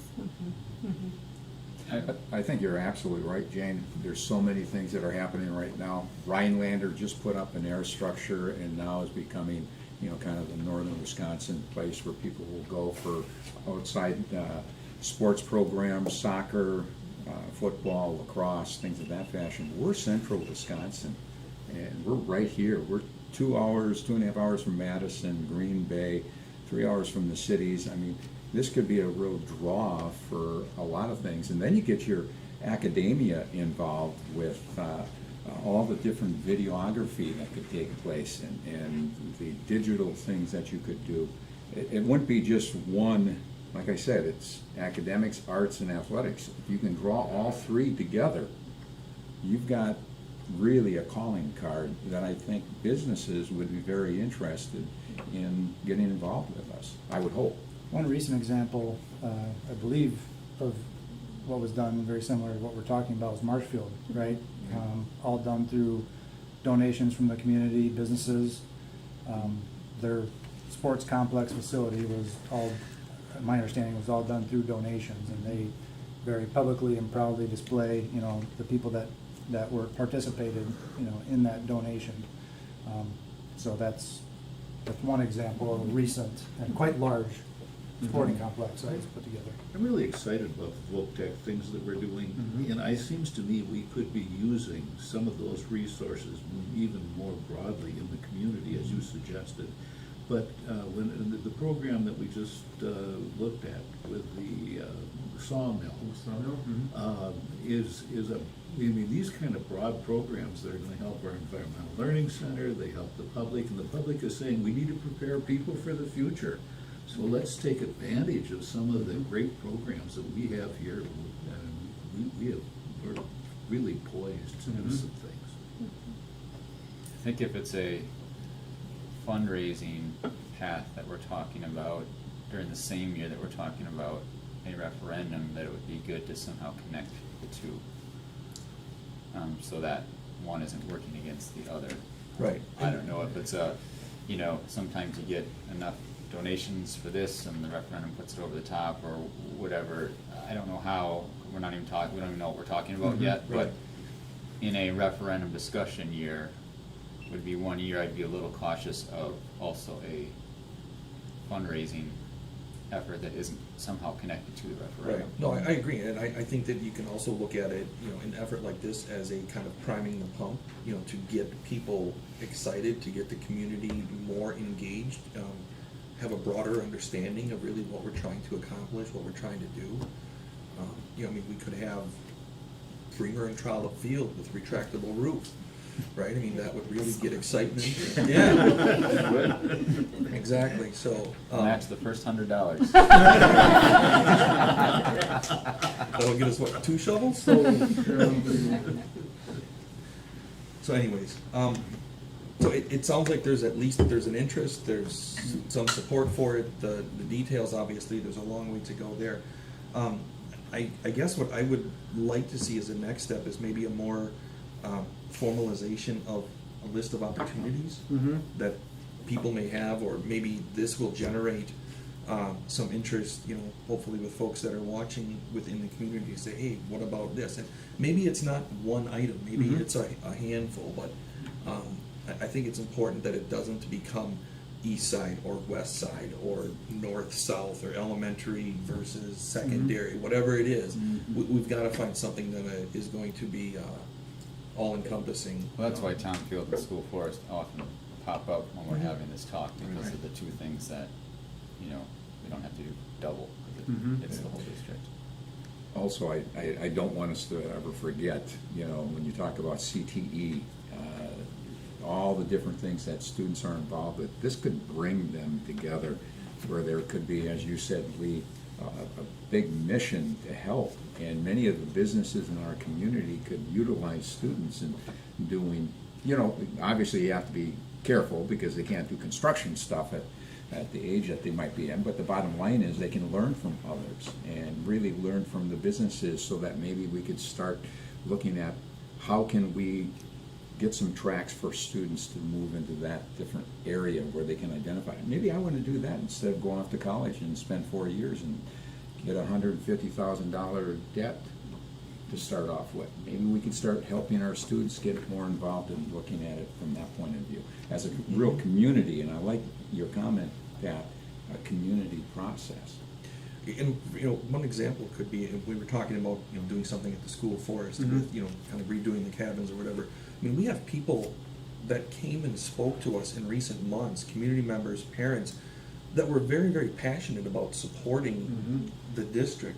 And when I think of one who is a local builder, I mean, what an opportunity if he could show kids, you know, at a certain age or whatever it is, how to frame a wall, right? If you're building a new cabin, how to do this, how to do that. That's one very small example, but I'm guessing that there's more people like him who are out there and really just kind of waiting for some opportunity to engage with us. It's good for networking too, to keep some of these kids in our community. I mean, it gives them an in with a certain business or a certain group they like, and then they, I mean, it's all about networking a lot of times, and then they know people, and that's going to help them in their future should they not want to go to college and want to stay in the Wausau area, and then they have an in with a certain business that's something that they love to do, and apprenticeship training, etc. So I think that's a great idea.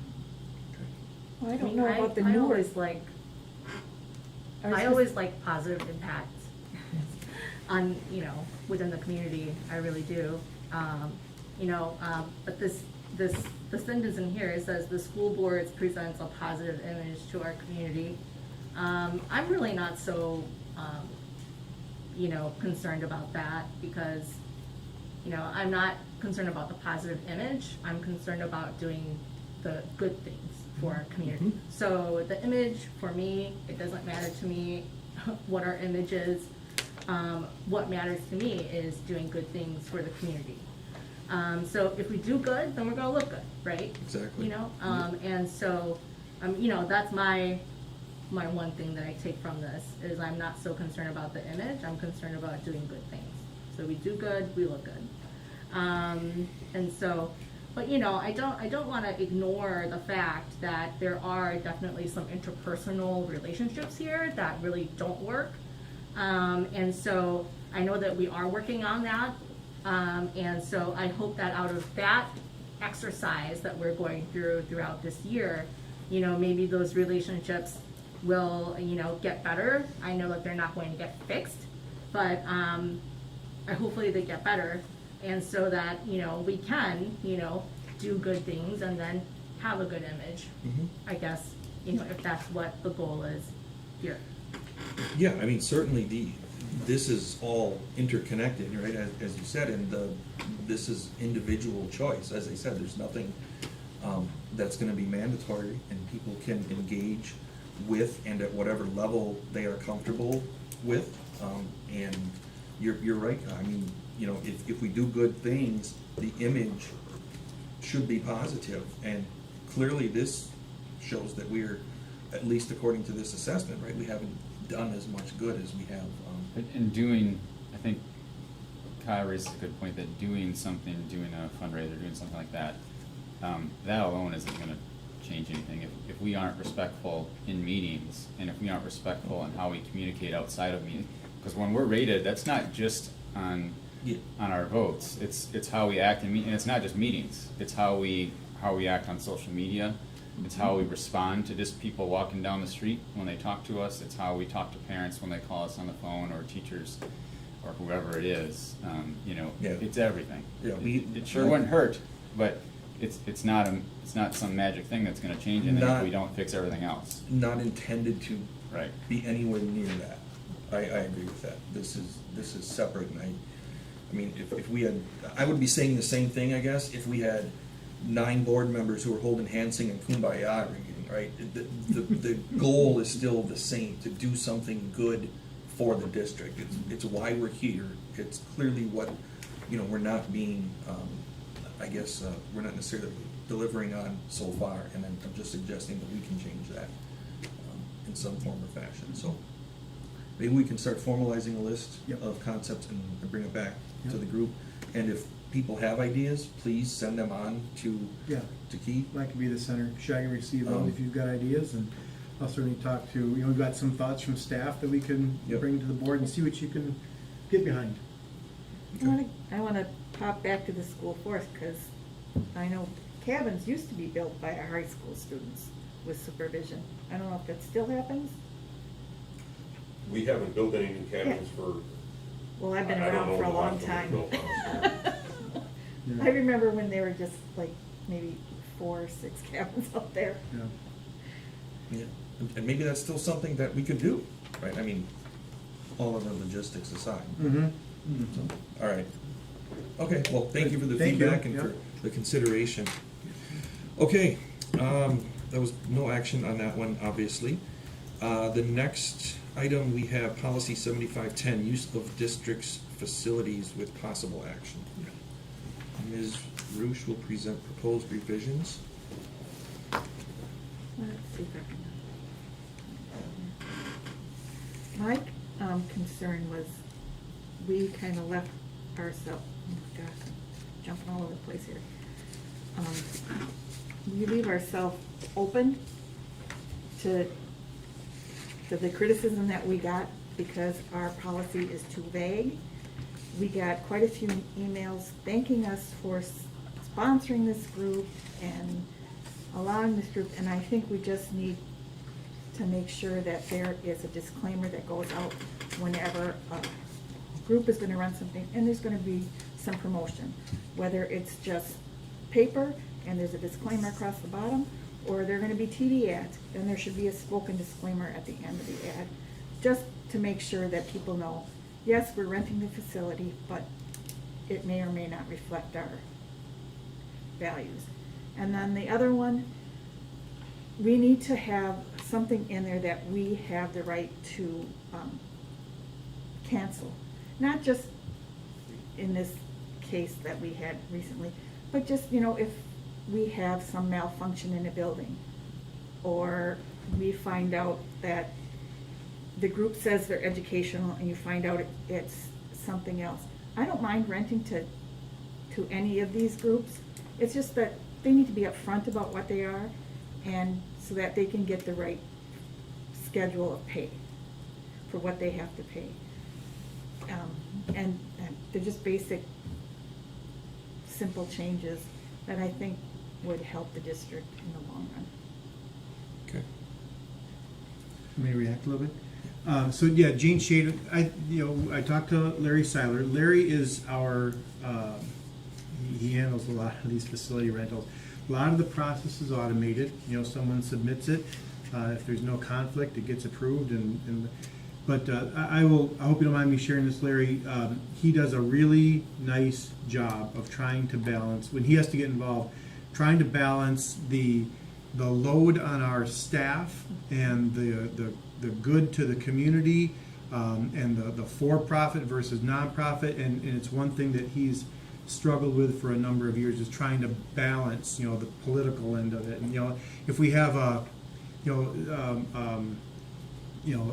don't know, a kindly person who wants to volunteer with a group of kids and they just need a classroom, right? we certainly want to support that, and we don't want to charge for that. It doesn't really cost us anything, but if you've got another event that requires 3 custodians, I mean, and overtime, and, you know, we don't really want to take the taxpayer money and supplement that. So I think Larry does a really nice job. I ran these ideas by him, and Larry, I don't know if you've changed, if you have any other thoughts on it, but I think generally these are smart changes. Sometimes the enforcement might be tough. I mean, if someone runs an ad and it doesn't have the disclaimer, I'm not sure what we would do about it. But we could certainly, you know, make a plan around that. Larry, was there anything you wanted to share tonight about these? No, other than, you know, it seems like a very black and white issue, and probably the most gray, fuzzy part of my job. Yeah. There is literally nothing black and white about it. Right. And literally every reservation has some anomaly, some quirk, some nuance, and it's incredibly time-consuming to chase all those down. And as you said, Jamie, you know, occasionally some people maybe shade their intentions to make it appear one way or another. So, like I said, it's a difficult subject to work through. Yeah, and I understand that completely, and for this second one, I would take off the explanation of an example there, but just so that there's a thing there that if we need to cancel or alter the fee, that we can do it. We'll give them a reason, of course, it's just not gonna be whatever, but I think we need to keep that in our wheelhouse, keep control of our facilities. Because after this last event that caused so much chaos in the community, I think it's best that we address this now, so we don't go down that road again. Would it help, when I looked at this, Larry or Keith, do we need a tier 2? Yeah. I think we do. When we redid that fee structure, the thought that sticks in my mind is, I think it was note number 2. So nothing ever fits like squarely and clearly into a tier. There's always some overlap somewhere. Right. And I think the note that says the preponderance of criteria, or, I'm sorry, I can't read it. Ponderance of a need and purpose will be used to determine the final tier placement and costs for use of the facility. Right, so you basically, you take the need or the requested reservation and you apply it against all those criteria in each tier, and you go, well, it meets 3 of them in this tier, and it meets 2.5 in this tier. So we default to where it meets the majority of the criteria. Well, and that was one of the problems with some of the criticism received with placing in tier 2 was some people picked one factor, and it isn't one factor. It's multiple factors. When I look at it, it might be tier 2 on this factor, it might be tier 3 on this one, it might be tier 1 on this one, and it's not. You can't just pick one factor and say, oh, that one isn't tier 2, so it's automatically tier 3. It doesn't work that way. I have a question for you, Larry. I have another proposed change, but on Jane's change, when we think about an event that is, advertised and has hundreds of people, it's a big event. This disclaimer sounds like a very reasonable thing.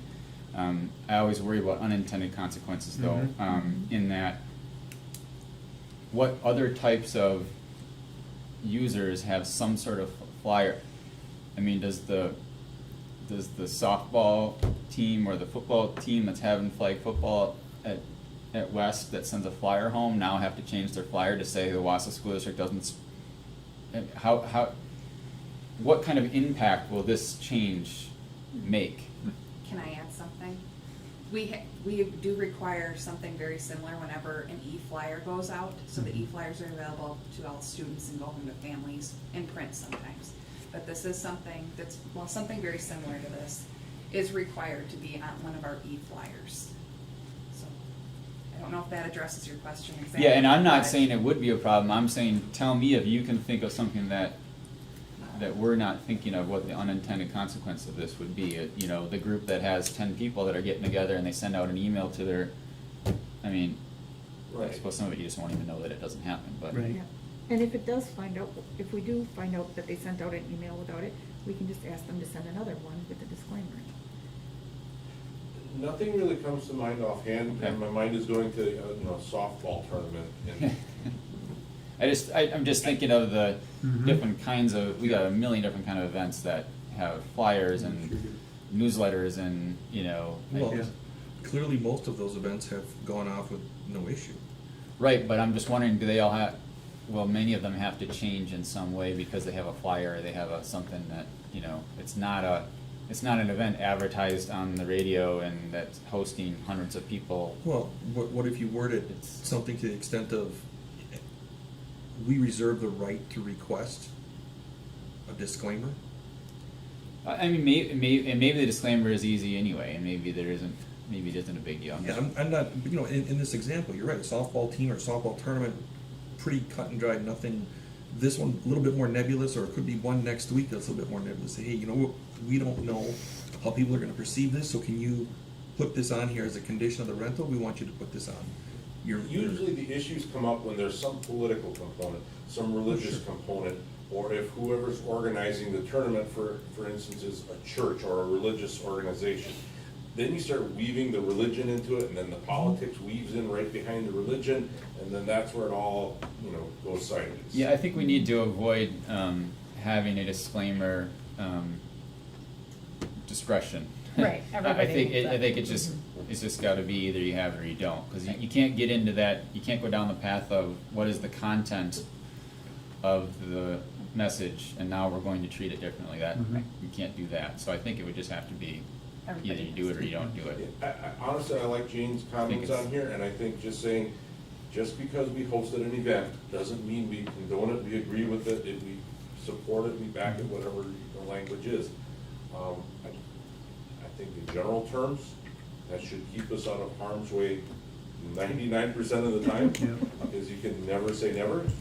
And Gene, I'm assuming that the phrase you have there, this event is not endorsed by the school, blah, blah, blah. That would be the phrase we would want everybody to use, right? Yes. They don't have to create it, I mean, they just have to Yeah. take it and pop it on there, yeah. Yeah, it's a good question, Lance, we couldn't think of anything. Okay, I mean that satisfies me. I just Yeah. you would I know appreciate you before I asking. would know. Well, we may not know, but we don't Well, think so. Yeah, and if Yeah. we, it wouldn't be the first time that we created something, we found out it's caused an Yep. issue, and we can change it. Yeah. So I have a suggestion as well, but I wait to see if anybody has anything else on this one, this part of it. Just wanted to clarify, Jane, you said that you would recommend taking off that second green part, the Wausau School District retains the right. No, I would keep the first part of the sentence, but we don't need to qualify it, because then we get into listing what would cause this to happen. And then if you leave something off and something happens, it's Got it. just best to say that, and then if it has to happen, they're given a notice So as end to it- why. I think that makes sense. You're suggesting end it after event. Yes. Okay. Do we have to add something about discretion? So Jane, is your concern that somebody reserves a field for a softball tournament and it turns into a religious Rally. rally, or, Yes.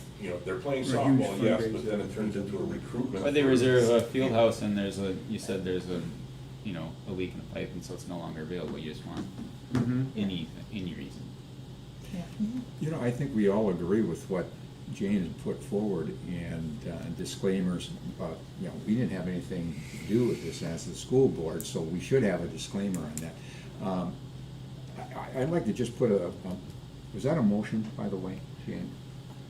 I've not heard we haven't put a motion out Okay. yet. We don't do Robert's rules very well. Because Well, no, I- we actually do them quite well because we're Robert's rules for small boards, which we're following right now. Right, which is always a debate in itself, for future. But I'd like to put a motion forward to listen to all the things that you have said, and to put forward, and administration wordsmith it and bring it back to us, because it's a policy. This needs to be looked at then through Neola, so that they can say, okay, what's going on in other places? They may have a different place, or that might give us the wordsmithing of this. Well, and that's why I said I wanted to complete that part before I brought up the suggestion that I was going to have as well, so we can do it all at once. Here's Neola's recommendation. Yeah. Or the- And I asked for that to be added What is your recommendation, your And, discussion point? yeah, the reason is because, the part that says the use of district grounds and facilities shall be considered with the following factors, and then it lists factors, that's not part of the Neola recommendation. Right. I looked at the DCRS policy, for example, and they only have basically our first paragraph. And I have a lot of concern about this section, particularly because, I believe that letter A is unconstitutional. So, I don't think we should have that section. It's not recommended by Neola. At a minimum, I think we'd have to remove section A. It is also part of why we receive criticism, suggesting that if we approve the use of a facility, that means it must have satisfied section A, but frankly, we can't enforce section A. We can't deny the use of one of our facilities because we believe that it interferes with the educational mission of our school district. We can't do that. So I don't think it's necessary, and Neola doesn't think it's necessary. So Yeah, it kind of makes it seem like if we approve it and it meets one of these things, then we are actually backing whatever we're. I mean, that's what was Right. said to us, and then when we respond back and you say, well, we're not doing that because the Constitution wouldn't allow us to do that. We can't grant or deny access based on, religion or based on the political message. And then they say, well, your policy says you can.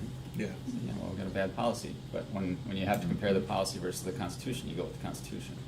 I think it's nice that we do something with the policy. I thought Keith's response was absolutely very incredible, but it was it had to come after the fact.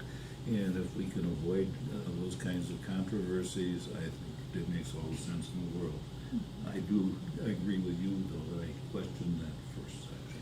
So there's clearly consensus that something needs to change. Jane has some good language and recommendation for us. Lance makes a point about section A that frankly we can't enforce.